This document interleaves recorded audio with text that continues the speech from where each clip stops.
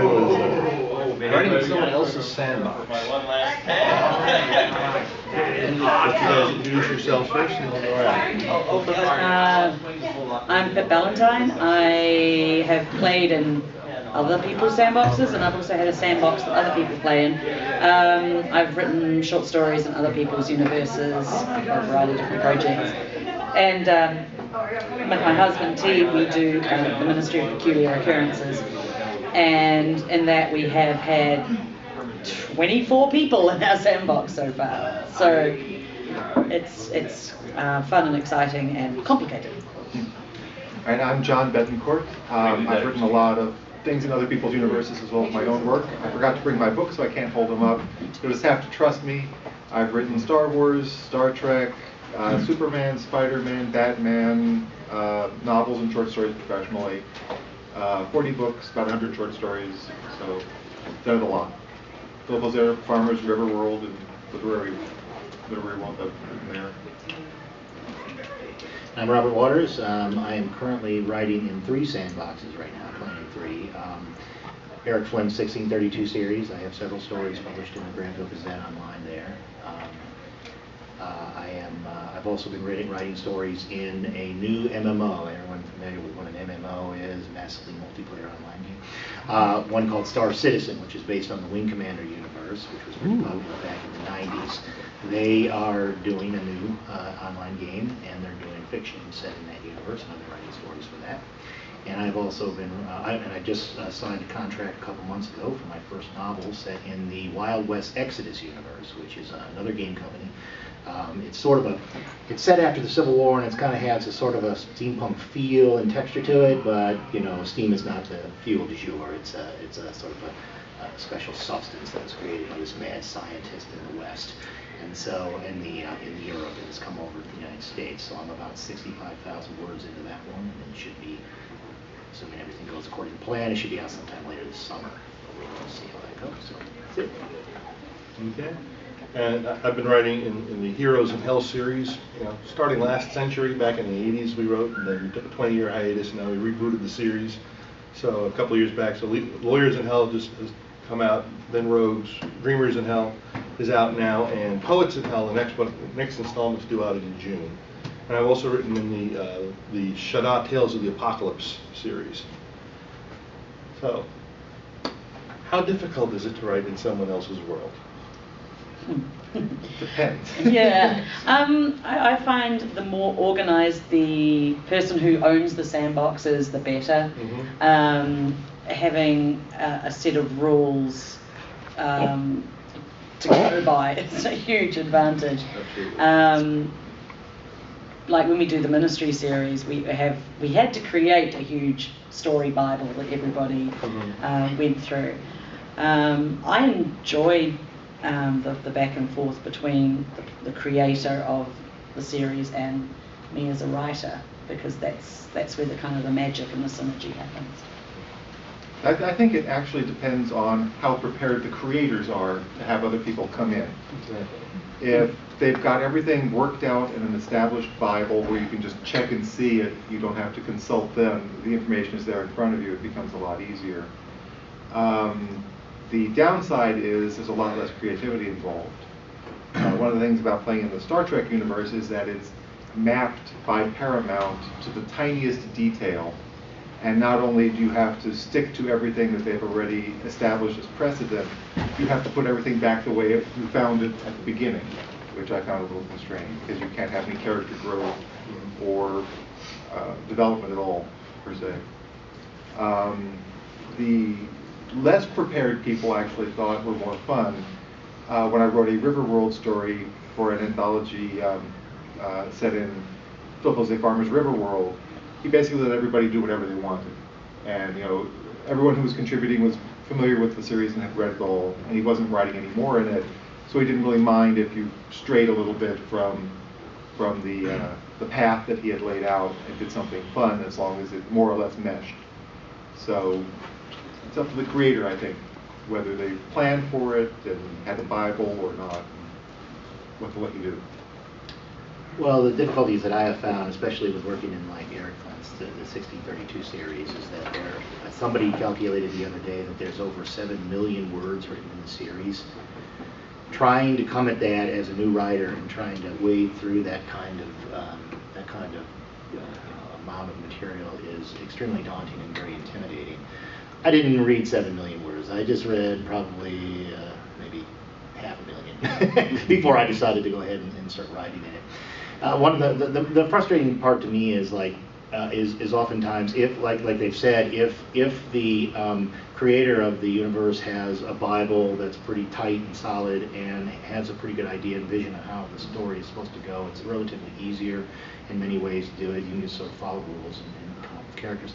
One of the most difficult thing that I've had so far is working with the guys that are doing the Star Citizen. They're creating the universe as they go. And I'm trying to write stories in a universe that's not fully fleshed out, and so that has been difficult. It has been the last story I wrote for them was about a bounty hunter, and they had no other rules written up for how the bounty hunter is supposed to behave and function in this universe. So here I am trying to write an outline on how I'm going to use my bounty hunter, and they didn't. So I wrote the first half of the story and sent it to them, and they wrote back, well, no, this is not how we want bounties to work. So they finally gave me a list of how bounties are supposed to work, so then I had to go back and completely recast my bounty hunter to fit the rules of bounty hunting. So that has been the most thing. If it's more established, then it's relatively easier to go. If they're kind of working on it at the same time you are, that's when it becomes difficult. Kind of reminds me of when I was writing the book based on Cutthroat Island, the bad Gina Davis pirate movie, if anyone remembers that. As they were filming it, I got what I thought was the final script, and then I started getting faxes of new pages every day, things I had already written. God. So they were not ready for a novelization at all. But luckily, I think they realized 2/3 of the way through that it was a bad movie and no one was going to see it or read the book, so they gave up. So the last half of the book, I got to do pretty much whatever I wanted. I don't want to read it. The other problem that I had too It's better than the movie. Is that if the approval of what you're writing is done by committee, it can be a lot more difficult too, because everybody is coming at it from a different thing. Again, the people that are working on the Star Citizen, they have 2 game designers that are looking at every story that's published, plus their editor of the stories. The editor has a perspective, the game developers have a different perspective, and it's difficult sometimes to jive those 2 different perspectives together in order to do it. Now, it's responsibility of the editor to make sure that he kind of coalesces everyone's thoughts into one cohesive thing to give it to you. And he's had to learn too, and as I've been working with the guy, he's had to learn how to do that too, because he used to allow me to have personal contact with these guys, and now he won't, and which I think is completely understandable.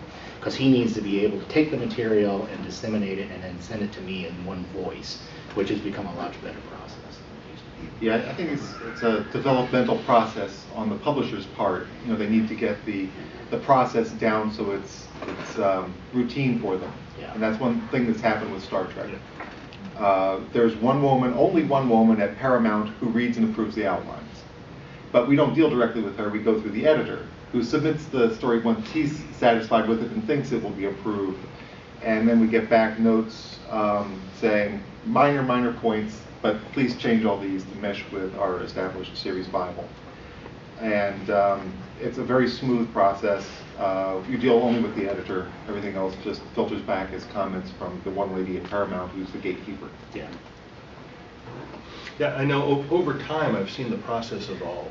Writing back in the Heroes in Hell series back in the 80s and then today, very different processes. Back then it was faxes and phone calls, and it was just, Janet would be coordinating with, Robert Silverberg or Bob Aspirin or George Alec Effinger or, one of the other folks that wrote in the series, C.J. Cherry, and it would just be, they talk a little bit about outline and how they want the plot lines to go, and everyone understood. There was back then it was just a basic, about a 15-page thumbnail sketch of hell, and they had a lot more freedom to work. Now we've got a secret writers group on Facebook, and we do all our coordination there.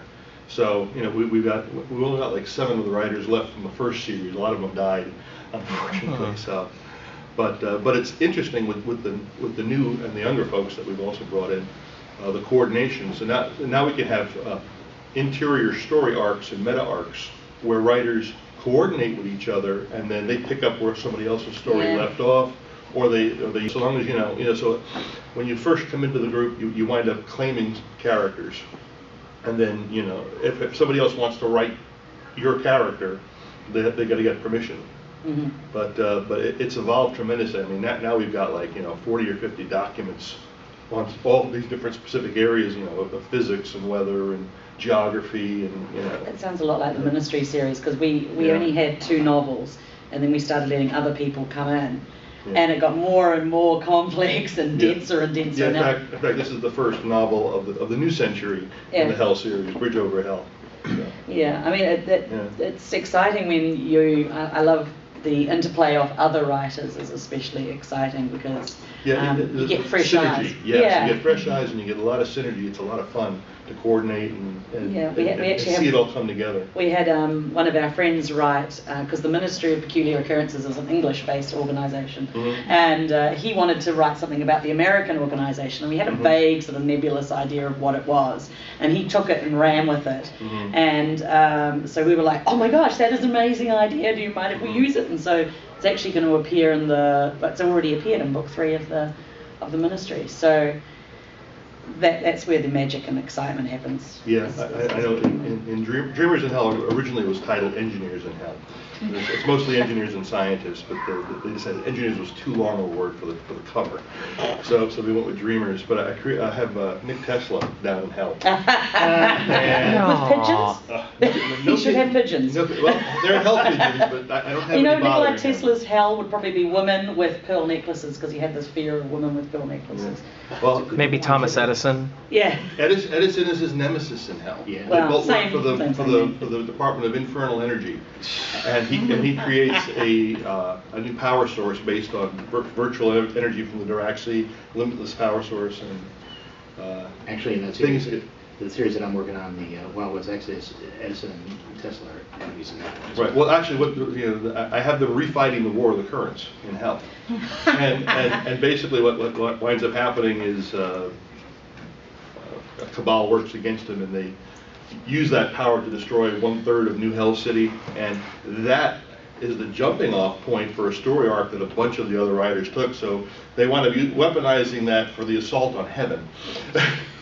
So I mean, so there's a whole, there's like 5 stories, based off the initial Tesla story. Yeah, it's incredible.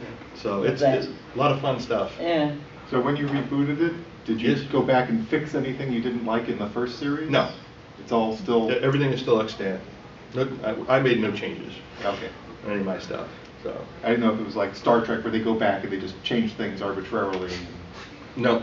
The only thing that Janet ever goes back and changes is things she doesn't like with the grammar and punctuation that the original editors didn't catch. Because basically what's happened with Janet, she, like other older authors, I would say, Janet Morris, Lynn Abbey, C.J. Cherry, they've all gotten their rights reversed on their works, and now they've started their own publishing companies so they can get a higher profit, do re-releases of all the old backlist that's no longer available.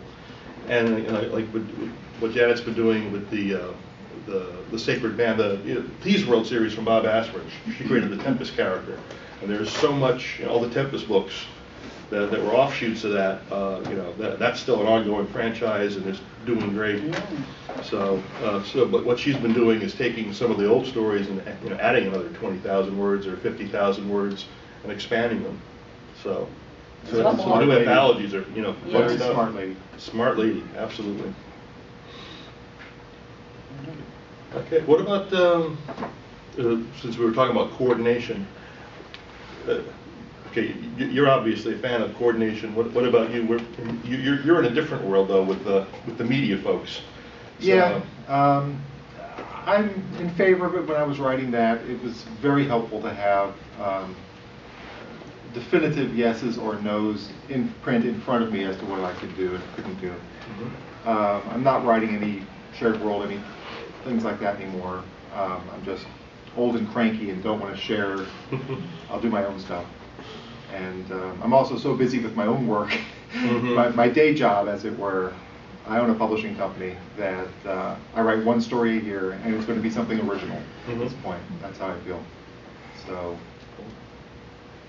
Yeah, like I said, the more coordination you have, the better it is. That's the other part. To me, probably the toughest and the most stringent coordination is the Star Citizen universe that I work in. One of the more flexible ones, actually, and as big, is actually the 1632 series. There's so much of it out there, and there's so many people with their fingers in the pie that they're not extremely rigid as far as story ideas. What they are rigid about is making sure that you do not, you can't create characters that came through the Ring of Fire. They have a very set grid of characters with all names and backgrounds and ages, and that's it. You can only use those characters. You cannot use any other characters. You cannot create characters. You can create whatever so-called downtime characters, the ones that actually lived in the 1600s. You can create whatever character you need, unless it's an historical figure, and then you've got to kind of stick with it, or you just do the butterfly. You could do the butterfly effect. Once the Ring of Fire hit, pretty much have some flexibility as to what that person can do. Like, for example, in our timeline, Gustavus Adolphus, who was the emperor at the time, he's the Swedish emperor. He died officially in 1632, but the Ring of Fire, he was in a different place, he didn't die, and so he's, his storyline's continuing on beyond that. So, you've got some flexibility, and I've even been able to do a little bit of alteration with an artist character that I'm writing about and stuff like that. So, the coordination can be flexible, and it can be pretty rigid. Varies. I mean, sometimes as a learning curve, I do a lot of historical research when I write. I try to be very, very accurate. I've invited some folks to write in the series before, and it was like, you do more research for a short story than I do for a novel. So I don't have time to do that. One of the things I wish they would do, and nobody's going to listen to me, but I think it's a good thing to do. I think sometimes series like this that get really large, like the 1632, ought to just have a pause and just let everything settle, and just kind of get control of the universe and all the different pieces and do that. But I know, I'm preaching to the wind, but I'm telling you that it would be in the long run better, I think, for the series and better for the continuity and consistent series if they would realize that, we need to get a handle on this. We need to get a handle of this, and just take a pause, get everything fixed up, make sure everything's in line, and then start. You can't lose momentum or you'll never get it back. Absolutely, no. I agree. But it's still like we actually have a pause in the ministry because we actually podcast all the short stories and then we release them as single e-format things. So we actually have a season like a TV thing, and it's actually is nice when you have that break. You go, okay, where did all the pieces lie, and kind of gives you a chance to catch up and to find things you may not have been able to see the first round. Well, how many do you do a year? We do 12 episodes and then a Christmas episode like Doctor Who. See, well, 13 is a lot. I mean, a lot of these projects, you have what, 2 books maybe, 3 books? It depends. We generally do one book of one anthology a year. And right now it's on the schedule where it comes out every year right at LibertyCon. We do a book launch party there. And then in between we'll do either offshoot novels. Yeah. So that's, again, not 12 or 13. No. So that's why I think you need a pause. We need a pause. That's a big schedule. When you were talking about organization, not me, but my husband T actually got invited to do something for the Kindle Worlds series, and from watching how that was handled was interesting because he was like being really like, okay, I have to stay within boundaries, but he was putting it on himself. They were like, write whatever you want. And he ended up writing an origin story, and they didn't care that they had their own origin story. So they were totally like, whatevers. Which was, I think he found it actually more terrifying than having some vague boundaries. I mean, they were just really like, you can't do these sort of things as in just, activities, because kids might be reading them, and that was it. Yeah. So I think the whole electronic format is just opening it up to all sorts of things. We've had people say, can we do fanfic? I'd like to keep a handle on it. Yeah. I know when you have well-established series, the learning curve is very steep for anyone new coming in. which makes it very, very difficult unless you're able to carve out a niche. I mean, in Hell, we've got a open to all of time. You know, you could have Hitler, Napoleon, and Julius Caesar at the same table having a conversation. So when you've got all of history to pull from, people that come in new often will choose characters that aren't currently being used by anybody. And one of the rules that we try to impose on people is try to keep the characters you choose from like before like 1900, 1910, because of the whole right of publicity issues. You know, talking about when you start writing about people that are alive or recently dead, there's all sorts of state issues you have to deal with. You don't want somebody with, living grandchildren or what. Right. that My may good have a Tesla's problem. not like that. He's not in hell, I swear. Did you have Robert E. Howard? He died in the 30s. Was he in the Heroes in Hell? Yeah, I believe he was. Yeah, and Lovecraft But- too. There was a volume of Howard and There was Lovecraft. an old, in Hell. yeah. Cool. In the old century, those weren't issues. In the new century, they are. So going forward, we haven't had, we never had a problem with the old stuff. So hopefully, those will never get opened up. Well, they both died with no children, so Yeah. That's right. that should Yeah. be your criteria. That's absolutely one of the criteria. No litigious estates. Get permission if you want to write somebody that's more recent, and then try to pick characters that are interesting and different and will add to your story that other people haven't written. When you do Or Editors in your- Hell, let me know. I want to. Editors in Hell. Yeah, Poets is coming out next. Poets, that's cool. That one's going to be fun. I did Musicians in Goethe. hell. I did Goethe. He's writing Faust 3 Nice. in Hell. Nice. So Let's see. yeah, the third completes the trilogy. Big collaboration.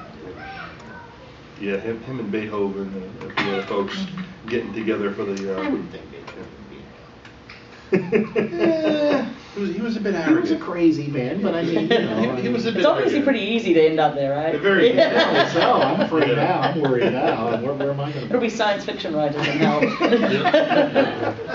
be a good I'm one. still going in 2200. Will be characters. Quite possible. Quite possible. Any questions from the audience? Yeah. My question is, I know you've talked a lot about, continuous and properties that are going on, authors you can work with. But what's the difficulty in maybe adapting, from materials that are maybe been not exactly lapsed in rights, but haven't been, nothing's been really done with them in decades or something like that? Is it easy maybe to talk to the companies and say, hey, I'd like to do this? How hard would it be for me to be able to write the story and sell the story? What would be the difficulty of that? Again, it's going to be case by case, depending on who the estate is, if you can even find them at this point. Yes, exactly. A lot of the older people have simply disappeared, and it takes some homework to track down whoever their descendants or nearest relatives were, and it could have been 40 or 50 years ago.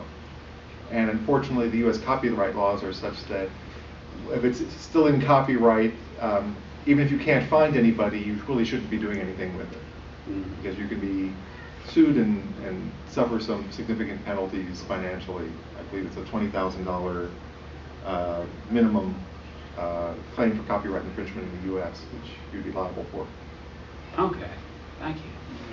Not to discourage you. No, I got other ways I can do it differently. I would have liked to include the stuff from that universe, but if that's the case, So which universe is it? It's an anime property. It's AD doomed. Police. Yeah, that's even harder because It's not even this country. It's not, yeah. Yeah. The flip side of the coin, though, is that the laws are different out of the country, and because of that, you need to see the laws in your state, how they govern foreign rights, because you might be able to do it without having to get permission. No, not anymore. Depending on the country. There are different countries. Japan Nigeria, probably. don't worry about Yeah, it. but yeah. You had a question? You brought up fan fiction for a moment. Where do you draw the line between something that's more legitimate, that could be considered more, if there were a shared universe, maybe they should go more legitimate routes, and more, run-of-the-mill fan fiction? Well, T and I don't consider them Ministry shorts. We consider them canon because we have gone through them and made sure that everything fits. Fan fiction, I think, is fine for people to do. I just don't want to look at it. And because I've heard about people who's like, you looked at my fan fiction and then you went and wrote a novel about it. Yes. Yes, give me half your money. Yes, because ideas are so expensive. Hard to find. Yeah, so that's the line for me. If T and I have looked at it and said, yeah, that's good to go, and that is fan fiction, then. Well, the line, as far as I'm concerned, is that you can't make money from fan fiction. Oh, yeah. That's another important. I don't want to see Ministry short stories being sold at conventions. Yeah. Unless you're on Kindle Worlds. Star Trek doesn't seem to mind. But again, they want it completely non-commercial, and they don't look at it. They just want it to quietly go off in the corner to help keep the fandom alive. I don't know about Star Wars.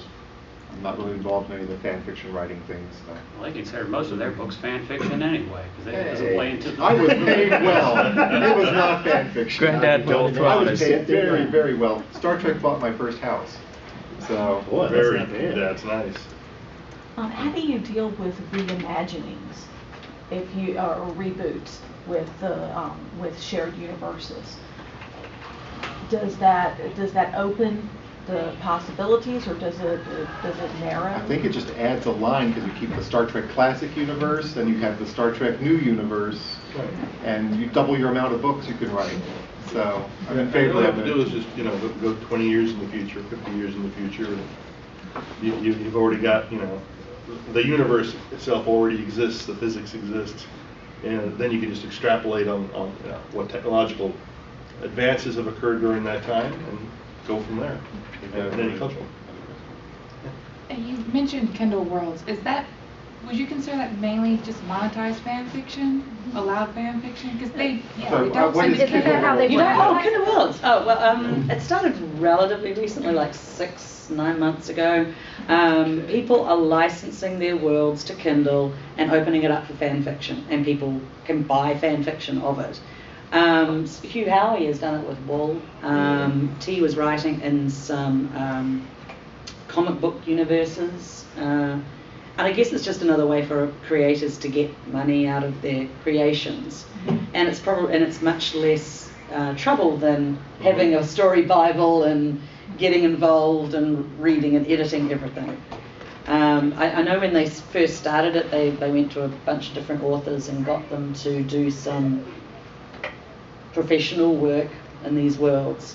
But then everybody else can also, you could all go off to Kindle Worlds and write fan fiction and sell it there. Is this an official Amazon thing? It's an official Amazon thing, and in fact, the one that I liked was the Vampire Diaries? Yeah, L.J. Smith. She wrote Vampire Diaries, but because of rights issues, she had no copyright over what she'd written, so they kicked her out at a certain point. So what does she do? She comes back and writes fan fiction of the Vampire Diaries, and she knows these characters really well, and she's making a lot of money on that site doing that. She's beating the system. Yeah, I'm sure every time she gets a royalty, she's saying, yeah. Stick it to the man. That's the way to do right. it. I think the man is also getting his cut. Yeah, the man's sort of getting his cut as well, but so Yeah. do He's I. not getting it all. Muddying the water, like L.J. Smith. You almost think she could be considered canon, or at least as an offshoot. Mhm. But with all of these different Kindle World things, popping up for these different series, Yeah, I mean, how it is would a muddy. reader keep straight? Or But that was the experience that my husband had writing for it. Was there wasn't canon. They weren't concerned about canon or where it fit, or and they didn't seem to be bothered about what character you took and messed around with and did whatever. Would the authors be concerned about it? They open up their worlds for fan fiction, but as I think we've already alluded to, what if they go back and write something else, and then the people up there start complaining that they've stolen ideas based upon their fan That's an interesting That thing. seems to me to be. Well, there's usually an iron curtain between the creators and the fan fiction. They just will not look at it, read it, so there's never an accusation. So they're not going to cruise Yeah. around Kindle Worlds to read what other people But that's based on people getting burned in the past. So. Oh, yes. Yeah, so Bradley. Yeah. But that's why they have. You would hope. I'm pretty sure. Mercedes Lackey had a way that she dealt with it. She had a rule that if anyone wanted to write fan fiction in her universe, then there was a character who had to live who died in her series, and a character who had to die who lived in her series, so that way it was never going to be part of her canon. Interesting. It had to be in every story? In any of the fan fiction universe that any of the fans wrote, there was a character who couldn't be alive, and there was a character who couldn't be dead. Okay. Well, Marion Zimmer Bradley also encouraged a lot of fan fiction, and she actually read it and turned it into anthologies published through DAW. So all the Darkover fan anthologies that she edited were from fan fiction that she encouraged. So she had a very different approach to it. She very much nurtured it and encouraged people. And actually, a bunch of the fan writers ended up living with her and running her household for her. I remember her cook was writing fan fiction. She had a cook. Hey, that's a nice I like that retirement plan. idea. That's a great retirement Come write plan. fan fiction in my house. Yeah, Peanuts. and why vacuum my rug. It's great. You can think while you're vacuuming. I'm giving you It's time basically to like a little writer's commune around her where Yeah, I can see that. everyone's supporting her so she could go off and be the creative genius. Yes. And Yeah. just write. Most culture. Yes, absolutely. We don't mention the cult word. And it lives on. After she died, they were still, some of them, writing Marion Zimmer Bradley fiction. So I published one of them. She died before she could write it, so one of them we published it under her name. Wow. So one wonders how much of her later work was actually written by her. But that's getting off topic. Well, if she was alive, she'd probably be using Kindle Worlds then. Oh, I'm sure. I'm sure. So, within the sandbox, how do you handle authors that just don't want to toe the mark and stay with canon? They don't get invited back to play again. It's a play date. Yeah. If you misbehave, you don't come back to the If house. you break the toys. Yes, they break the door. Or you quietly rewrite it when they're not looking. Yes. Which gets to be painful. Yeah. Nobody wants to do that. Nobody wants to do that. We've been through that before. Ideally, everybody you invite to play writes better than you do, so you don't have to fix it. Mm-hmm. Yes. Of course, then they attempt to fix yours. Well, we usually only invite people that we know, which seems weird, but we nicely know a lot of people. So you sort of have an idea of, It's a safe way to play. Yeah. Yeah, it is. Safe play dates. You don't just open the doors in the neighborhood and go, kids, any old kids, come on in. Well, that is actually Kindle Worlds. Yeah, But we'll see how long it lasts. Yeah, it'll be interesting. I don't think Interesting experiment. Yeah, I'm not sure how much money they're making on it, or how the authors are making money on it, but Well, somebody must be making it, Yeah. and I suspect it's Amazon. yeah, well, I can say that Absolutely. the pay rate that they gave the pro authors that they brought in at the beginning was very nice. Well, that's bait. Yeah, that's bait. So, you don't mind spending money on bait. Yeah, I mean, they're the 900-pound gorilla, so. Yeah, I can't remember what the actual rate of what you got when you wrote your fan fiction for it, if you were just a person applying was, but plus they can always change the goalposts later on. Right. Yeah. Well, really what they need to do is come up with some standards too. that apply. Well, then you have to have an editor. Yeah. Mm. And if you're going to have an editor, you might as well try to stick to canon. Mm-hmm. So it gets out of control as soon as you start imposing layers of rules. So I think they're probably better off with a free-for-all. It's not canon, not official. If you like it, buy it. Write it if you want it.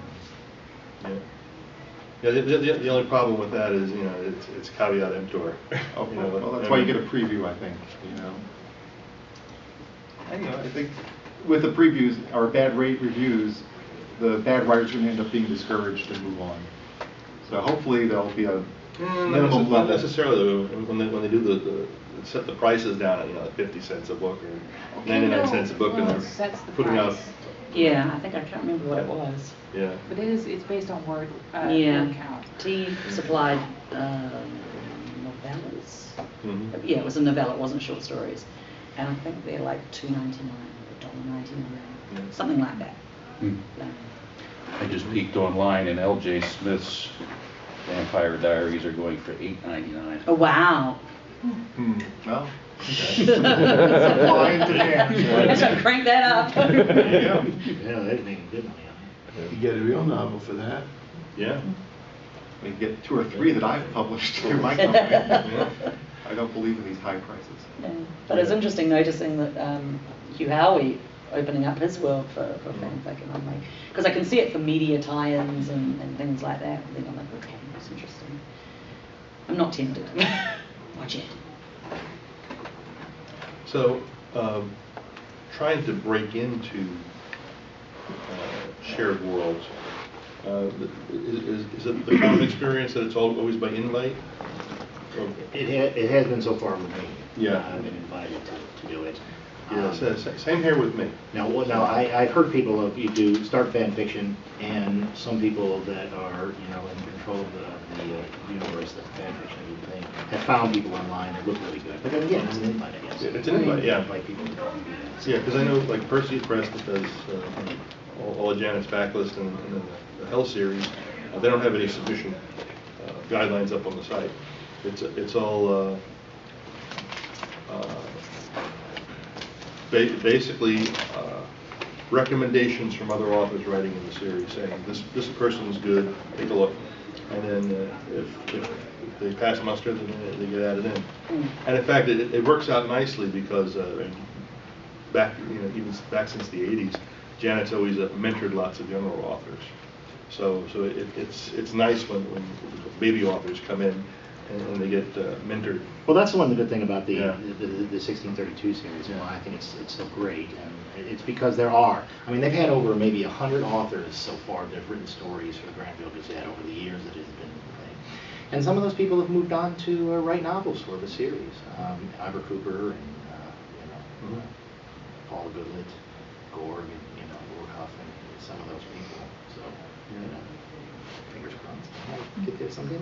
Yeah. So it's a nice training area. It is. I mean, it helps. In fact, Mike Armstrong, he's a reporter up in Alaska who writes short stories and stuff in his spare time. And this is his first offshoot novel. He's getting at the Nebula Awards. He's getting the award, the Civil Service Award this year. Oh yeah, I just saw that. They just announced that. Yeah. So. Well, with me, I think it was entirely networking for every media project I've ever been in. I've been asked to do it. And sometimes I've tried to chase them away. Like a friend of mine became the editor at Pocket doing the Star Trek line. So I called him to congratulate him, and he said, you're calling because you want to write a Star Trek novel, right? And I said, no, I'm just calling to congratulate you. Enjoy your job. And every time I spoke to him for the next 6 months, he said, you're calling to ask about a Star Trek novel, aren't you? You should have said yes. No, because I didn't want to write one. I didn't write media fiction at the time. And that was actually the first one I ever wrote for him. When he said, and the last time I called him, he said, I'm not going to ask you to write a Star Trek novel because I have one I want you to write. Here's the outline. And he outlined it for me. Okay. And I said finally yes. So Maybe that's better. There's a little better ethics, I guess, involved in that. I Not guess. much conflict of interest in that. I guess. If they ask you, it's better than. But I like the money. So. Oh, yeah? So he bought the next 3. I'd like that deal myself. Oh yeah, that's a good way to go. It's like conventions are great places to go and network with people. Network, absolutely. And Now, be an editor in New York and go to the editorial lunch at the local diner every Wednesday at noon. That's how you meet all the people who are buying media fiction. I wrote my Superman novel with somebody at that editorial lunch. He said, I've just sold 4 books, 4 Superman books. I have outlines for all 4 of them. I cannot write them all myself. I need collaborators to write the first draft, and I'll do the final draft. And so 4 other people at the table ended up writing novels with him, Superman novels, all published under the same pseudonym. But again, it's networking, Interesting. especially in the bigger media fiction in New York. For other things, the see, the Riverworld story I wrote was, the editor walked up to me at a convention out of the blue and just said, would you like to write one? And I said, sure. One of my favorite series growing up, so I wanted to do something in it. But again, you have to be publishing already so that they know that you're a professional writer and can turn things in on deadline that will be reasonably well written. So you can't just say, I'd like my first novel, please pay me $15,000 to write it. They're just going to laugh at you. Tim Knowlton was in any of the meetings, was he? Sorry, who? Tim Knowlton? Tim Knowlton? I don't know Tim Knowlton. Okay.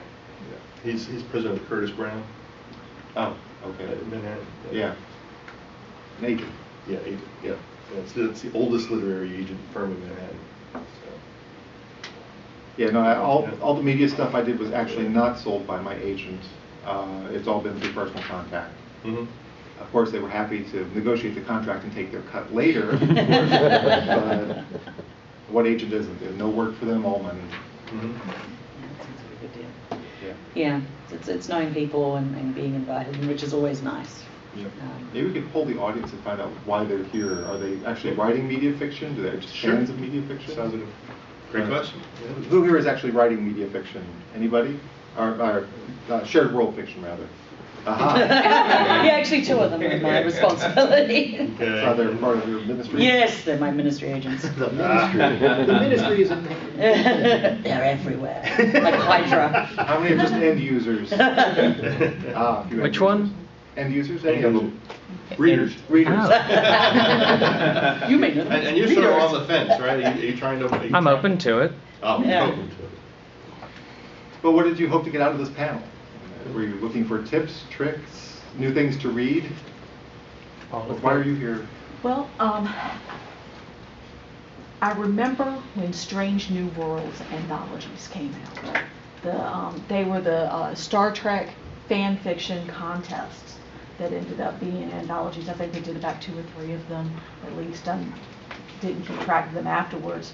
But it made me wonder what's happening now that the century has changed and now that we can consume almost instantly. If you can write something, you can blog it almost instantly. You can read it, and that readers and end users and viewers are changing things. They're influencing what they're reading, what they're consuming. We get extra seasons. We get Kickstarter post-series movies. We get Veronica all Mars. of this. Exactly. So how is this changing the original story? And how is it enhancing it? How is it taking things out of it, or maybe polishing a different part of it? And I mean, I just really wanted to know from the point of view of people who are writing in a shared world, people who are creating a shared world, and people who are kind of opening it up. Well, I know with technology, it's made a huge difference in the tightness of the stories that we write, because we're able to coordinate so much more easily. You got scanners, you got computers.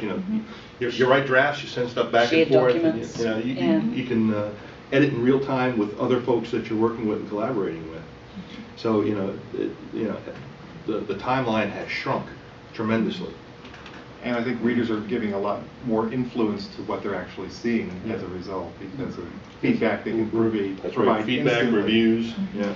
I mean, I kickstarted, when you mentioned Kickstarter, we kickstarted last year a project that we did with Galileo Games. So the Ministry is going to be a role-playing game coming out really shortly. But and the other half of the project was an anthology series, so we were able to pay pro rates, get a really great cover design shot, and get other people in the sandbox. So I think you're seeing a lot from Kickstarter. You're seeing a lot of different things coming out of shared worlds and people getting together and making anthologies that just wouldn't have happened otherwise. When you do an anthology like that, do you consider the stories you pick to be canon or non-canon? Yes, they can. If it's officially in it, it should be canon. Yeah, Yes. yeah, and especially if they're taking characters that we love and use a lot, like the two main agents. Well, that's a good question I have.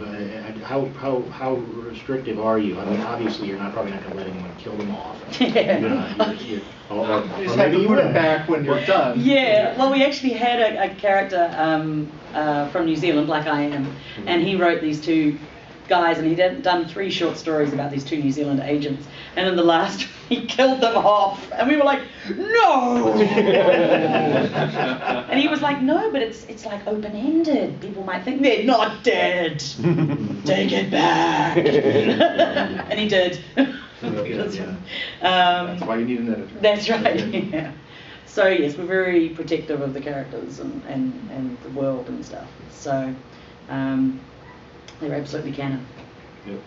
Yeah, in Hell, we're lucky with that because you can die in Hell and you just come back on the Undertaker's table later. and you may be more or less whole depending on how he rebuilds you. Ooh. So Can you choose not to rebuild you? No. Oh, that's too bad. No, once you're in Hell, you're stuck. You just give you a hand and a leg and join them together. Yeah, I had one piece that was almost out of canon. I had fun writing it. I had a story with Harry Houdini in it, and he actually escapes from hell, but only for a few seconds. Wow. And then snatched right back. Did he get to talk to his wife? Unfortunately, no. Oh. Yeah, that was in Lawyers in Hell. One series I wrote was 4 prequel books to Roger Zelazny's Amber, which I guess qualifies as playing in somebody else's universe. Yes. That was a nightmare. Simply because the fans were so set on nobody ever writing in Roger Zelazny's Amber universe again, that even before the first book was published, the 1-star reviews started appearing on Amazon saying this book should never have been written. Unclean, unclean. Exactly. Oh dear, that's not very fair. Yeah, that stinks. But the worst of the critic actually gave it the final 4th book 2 stars, saying it was almost as good as Roger Zelazny's worst. Take what you can get, I guess. I was amazed it went over 1 star, so I'll take what I can get. Thanks, man. Appreciate it. Yeah, I But they guess were reading it, so that's what. Oh yes, they were reading it. You and got their money. Presumably. Probably 1 copy bought, and they all passed it to each other. And sometimes it's fun to do twists on some of these things, like in the Shada series. The conceit of the Shada is, once every 10,000 years, dimensional doorways sort of open up around the Earth, and entities can come in and attack. So, and it's all about everyday people trying to defend themselves and fight off the attacks. So the first one was just called Shada Tales of the Apocalypse, and then the first 2 ran sort of straight up stories. The Shada occurs simultaneously over a 2-day period. So then for Shada Pawns, we did a twist. So all the stories are written from the viewpoint of one of the evil characters coming across, rather than one of the defenders. Who probably didn't think themselves quite so evil. Yeah. One of the students. Yeah. So keeping things like that fresh, it was the same kind of. I mean, we have all sorts of different situations, and again with the things that come across, they could be anything. So you got like Cthulhu-like beasties, or orcs or dragons or whatever. But depending on what dimension they come from. So. Yeah, it's fun to play with the villains. We actually, the role-playing game's got a villain supplement that had 9-year-old came. She's like, oh, what happens if people want to play the villains? They're sick of bad guys, good guys. They want to be bad guys. I'm like, yes. So it's going to be the first supplement.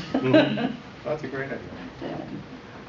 How are we doing for time? We have 1 minute. Any more questions from the audience? Or any seconds from the panel? Go buy our books. That's how we like to end all panels. Go buy books. I just really enjoy shared worlds, playing other people's and inviting other people in. It's a lot of fun. It's a lot of work. Honestly, it's a lot of fun. It's both. Yeah. Well, as one of the people that was playing in the Ministry Sandbox, I will say that I learned an awful lot about being an author doing that.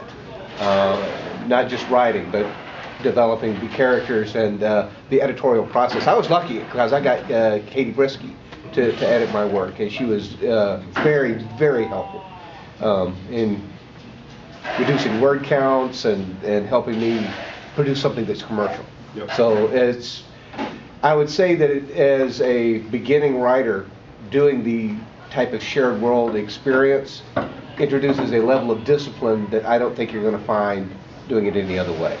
So I found it to be very advantageous. I would echo that. I mean, one, it was interesting to see how organized you have coordinated things. You're talking about shared documents. It's amazing what you guys have built and how you keep it under control. But yeah, it was like the feedback was just, it was like, oh crap, I can't believe I didn't.